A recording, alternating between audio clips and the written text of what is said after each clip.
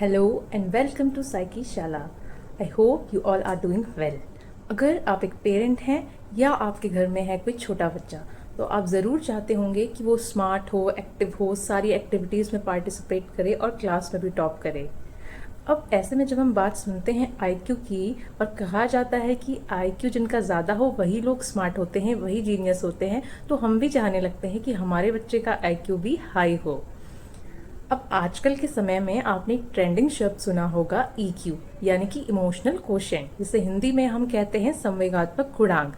वहीं आईक्यू को हम हिंदी में क्या कहते हैं? बुद्धिमत्ता गुणांक। तो आईक्यू और ईक्यू आखिर है क्या? आपके बच्चे का आईक्यू कितना होना चाहिए? क्या सक्सेसफुल होने के लिए उसे आईक्यू की ज़रूरत है या ईक्यू की? इन दोनों में क्या डिफरेंस है? आज की वीडियो में हम यही बात करने वाले हैं कि आईक्यू और ईक्यू क्या है और एक सक्सेसफुल व्यक्ति बनने के लिए, एक सक्सेसफुल एडल्ट बनने के लिए आपके बच्चे को किसकी ज़रूरत है। अब सबसे पहले बात करते हैं आईक्यू की, यानी इंटेलिजेंस क्वोशिएंट। आईक्यू का मतलब होता है किसी भी पर्सन की reasoning ability, logical capacity, pattern recognition करना, उसकी टफ सिचुएशंस में उनको लॉजिकली सॉल्व करना, या day to day life activities की जो प्रॉब्लम्स आती हैं उनको सॉल्व करने की उसके अंदर क्षमता होनी चाहिए। आईक्यू को मेजर करने के लिए कुछ आईक्यू टेस्ट को यूज़ किया जाता है। सबसे पहले साइकोलॉजी में अगर हम बात करें तो एल्फ्रेड बिने नाम के साइकोलॉजिस्ट ने इसकी शुरुआत करी थी। उन्होंने इंटेलिजेंस के लिए कुछ टेस्ट बनाए थे, लेकिन बाद में विलियम स्टर्न नाम के जो साइकोलॉजिस्ट थे, तो स्टर्न ने आईक्यू के लिए एक क्वेश्चन बनाया जिसको इंटेलिजेंस क्वेश्चन कहा जाने लगा, और उन्होंने एक फॉर्मूला बनाया जिससे मेंटल एज और क्रोनोलॉजिकल एज के को निकाल कर उसको 100 से मल्टीप्लाई कर कर निकाला जाता था, यानी MA/CA/100। अब मेंटल एज और क्रोनोलॉजिकल एज क्या होती है? क्रोनोलॉजिकल एज का मतलब होता है जो एक्चुअल एज आपके बच्चे की होती है, यानी कि अगर आपका बच्चा 10 साल का है तो 10 साल उसकी क्रोनोलॉजिकल एज है। फिर मेंटल एज क्या होती है? मेंटल एज का मतलब होता है कि आपका बच्चा एक एवरेज, आपके सामान्य स्तर के जो बच्चे होते हैं उनकी तुलना में किस एज की स्किल्स रखता है, यानी उसकी लॉजिकल स्किल, उसकी प्रॉब्लम सॉल्विंग स्किल, उसकी reasoning ability, pattern recognition etcetera को मिला के उसकी मेंटल कैपेसिटी किसके बराबर है। अब ये मेंटल कैपेसिटी उसकी उम्र से ज़्यादा की भी हो सकती है और उसकी उम्र से कम की भी हो सकती है, साथ ही उसकी उम्र के बराबर भी हो सकती है। अगर उसकी ये मेंटल क्षमता अपनी उम्र से ज़्यादा की है तो वो एक ज़्यादा आईक्यू का बच्चा हो सकता है। अगर उसकी मेंटल क्षमता कम है तो वो कम हो सकता है, या उसकी एवरेज भी मेंटल एज हो सकती है। तो इस तरीके से आईक्यू को कैलकुलेट किया जाता है। अब आईक्यू के लिए बहुत सारे नए टेस्ट भी आए हैं जहाँ पे अलग तरीके से आईक्यू निकाले जाते हैं।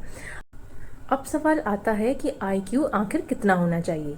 जनरली इस पूरी दुनिया में हम देखें तो एक एवरेज पॉपुलेशन का आईक्यू 90 से 115 के बीच में लाई करता है, या ज़्यादा देखें तो 80 से 115 के बीच में लाई करता है। यानी कि अधिकतर लोग जो हैं वो 90 to 100 के बीच में आईक्यू रखते देखे जाते हैं, और इन्हीं का एवरेज आईक्यू होता है। अगर किसी व्यक्ति का आईक्यू 120 से ऊपर है तो वो सुपीरियर आईक्यू का माना जाता है, और अगर 130 से ऊपर आईक्यू होता है तो वेरी सुपीरियर। अगर उससे भी अधिक कुछ आईक्यू देखे जाते हैं तो उनको जीनियस कैटेगरी में रखा जाता है। कुछ फेमस एग्जाम्पल के रूप में आपने एल्बर्ट आइंस्टाइन का नाम सुना होगा, स्टीफन हॉकिंग का नाम सुना होगा, लियोनार्डो दा विंसी का नाम भी आपने सुना होगा, जिन लोगों के आईक्यू 160 या 180 तक माने जाते हैं। आज के टाइम में हम देखें तो कुछ एलीट सोसाइटी बनी हुई है, जैसे गीगा सोसाइटी, जिसमें बहुत हाई आईक्यू के लोग ही पार्टिसिपेट करते हैं, यानी कि उसमें एंटर होने की जो वैल्यू है आईक्यू की वही मानी जाती है 190 से ऊपर होना। बट इसको लेके अभी काफ़ी विवाद है। जैसे टॉरेंस टाउ का नाम अभी सबसे ज़्यादा हाई आईक्यू के लिए माना जाता है। उनका आईक्यू उनके मुताबिक 240 के आसपास समथिंग, मुझे जहाँ तक याद आ रहा है। तो उसको लेकर अभी विवाद है कि क्या इतना हाई आईक्यू पॉसिबल है और कौन से ऐसे टेस्ट हैं जो इसको मेजर कर सकते हैं। लेकिन अभी भी बहुत से लोग हैं, जैसे साउथ कोरिया में आपके किम उंग योंग हैं या यंग हुन किम हैं, जो अपने क्षेत्र में काफ़ी अच्छा कर रहे हैं, और इन लोगों का आईक्यू 200 प्लस है। यंग हुन किम जो हैं वो cognitive science, psychology, neuro science के फील्ड में काफ़ी जाने माने हैं। तो ऐसे लोग जो अपने फील्ड में इतना नाम कमा रहे हैं तो इनका हाई आईक्यू होना तो लाजमी है, बट कितना हाई आईक्यू है ये थोड़ा सा डिबेटेबल पार्ट है। तो क्या सिर्फ तेज़ दिमाग होना ही ज़रूरी है? बिल्कुल नहीं। यहीं पे ईक्यू भी आता है, यानी इमोशनल क्वोशंट। ईक्यू का मतलब होता है कि हम अपनी और दूसरों की फीलिंग्स को कितने अच्छे से समझ रहे हैं, कितने अच्छे से हम अपने इमोशंस को मैनेज कर पा रहे हैं, कितनी एम्पैथी हम दूसरों से दिखा पा रहे हैं, सही तरीके से हम रिस्पॉन्ड कर पा रहे हैं लोगों के इमोशंस को या नहीं। डैनियल गोलमैन एक फेमस साइकोलॉजिस्ट रहे हैं जिन्होंने ईक्यू पर बहुत काम किया है। उन्होंने रिसर्च से प्रूव किया है कि सक्सेसफुल होने के लिए ईक्यू यानी इमोशनल जो क्वोशंट है उसका रोल आईक्यू से कई ज़्यादा होता है। ईक्यू उतना ही ज़रूरी है क्योंकि अगर बच्चा इमोशनल मैच्योरिटी नहीं रखेगा तो वो ना ही टफ सिचुएशन को हैंडल कर पाएगा, ना स्ट्रेस की सिचुएशन को हैंडल कर पाएगा, ना डे टू डे लाइफ में अपने रिलेशनशिप्स को बना पाएगा, और कहीं ना कहीं वो टीम वर्क में भी लैग करेगा। जो लोग आईक्यू में अच्छे होते हैं लेकिन ईक्यू में लो होते हैं वो अक्सर लाइफ में स्ट्रगल करते हुए देखे। अब सवाल है कि क्या आईक्यू एंड ईक्यू को डेवलप किया जा सकता है? देखिए, आईक्यू जहाँ तक काफ़ी हद तक जेनेटिक होता है, लेकिन कुछ हद तक जो हमारे रिसर्चर्स हैं उन्होंने बताया है कि इसमें नर्चरिंग यानी बच्चे का जो पालन पोषण हुआ है उस समय उसको क्या एनवायरनमेंट मिला है इसका भी बहुत असर पड़ता है। अगर बच्चे को एक अच्छा एनवायरनमेंट नहीं मिलता है, उसको अच्छा न्यूट्रिशन नहीं मिलता है, साथ में उसको मेंटली जो पार्टिसिपेशन है उसको एक ऐसा माहौल नहीं मिलता है जहां उसको कॉम्पिटिटिवनेस फील हो और उसको वो लर्निंग मिल सके उसकी लेवल की, तो वो लैग कर जाएगा। इसलिए बहुत ज़रूरी होता है कि जिस लेवल का बच्चा है उसको उस लेवल का एनवायरनमेंट प्रोवाइड किया जाए ताकि वो उस लेवल की सक्सेस तक पहुँच पाए। साथ में एक उम्र के बाद ये ज़रूरी माना जाता है कि हम अपने को मेंटली इन्वॉल्व रखें या अपनी मेंटल एक्टिविटीज़ को मेंटल एक्सरसाइज में इन्वॉल्व रहें ताकि हमारा आईक्यू अच्छा मेंटेन रहे। अब ईक्यू की अगर हम बात करें तो ईक्यू को डेवलप करना काफ़ी आसान माना जाता है और ये ज़्यादा आपकी नर्चरिंग पर ही डिपेंड करता है। अगर बच्चों को बचपन से ही इमोशंस की वैल्यू सिखाई जाए, उनको इमोशंस को वैलिडेट करना सिखाया जाए तो ईक्यू अच्छे से डेवलप होता है।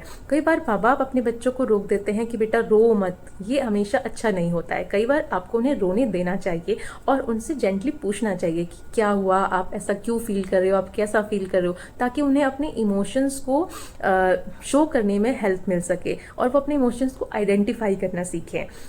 आपको उन्हें सिखाना चाहिए कि कैसे खुद को काम रखना है, अपनी जो डिफरेंट टाइप के इमोशंस हैं उनको पहचानना और उनको आइडेंटिफाई करके उनसे डील करना, ये आपको उन्हें बचपन से सिखाना चाहिए। जैसे आप उन्हें सिखा सकते हैं कि जब वो गुस्सा होते हैं तो उनको अपने गुस्से को शांत करने के लिए क्या करना चाहिए, और इसका सबसे अच्छा एग्जाम्पल आप खुद बन सकते हैं। Be the role model. अगर आप खुद इमोशनली स्टेबल रहेंगे, खुद को काम रखने की कोशिश करेंगे, खुद एम्पैथी शो करेंगे, खुद से इमोशनली इंटेलिजेंस जो है वो बच्चे को शो करेंगे, तो बच्चा नेचुरली उसको ऑब्जर्व करके अडेप्ट कर लेगा। तो इस तरीके से हमने ये समझा आज कि आईक्यू जितना ज़रूरी है ईक्यू भी उतना ही ज़्यादा ज़रूरी है। सोचिए अगर आपका बच्चा सिर्फ इंटेलिजेंट और स्मार्ट है लेकिन उसको ये नहीं आता कि वो अपने रिलेशंस को कैसे हैंडल करे, वो डे टू डे लाइफ में हो रहे स्ट्रगल्स को कैसे हैंडल करे, वो दूसरों से ज़्यादा घुल मिल नहीं पाएगा और उसके अंदर इमोशंस को आइडेंटिफाई करने की क्षमता नहीं होगी, सामने वाला कैसा महसूस कर रहा है, मैं उसके साथ कैसे बिहेव करूँ, मैं अभी कैसा फील कर रहा हूँ, मैं उसको दूसरों को बता सकूँ, अपनी फीलिंग्स को एक्सप्रेस कर सकूँ, तो उसको लाइफ में कितना स्ट्रगल करना पड़ेगा। तो इसलिए बहुत ज़रूरी है कि आप आईक्यू से ज़्यादा ईक्यू को स्ट्रॉन्ग बनाने की कोशिश करें। जो चीज़ आपके हाथ में है आप उस पर ध्यान दें। तो आशा करती हूँ आपको आज समझ में आया होगा कि सिर्फ आपको रिपोर्ट कार्ड नहीं देखना है, आपको रिपोर्ट कार्ड के साथ अपने बच्चे का इमोशनल कार्ड भी देखना है।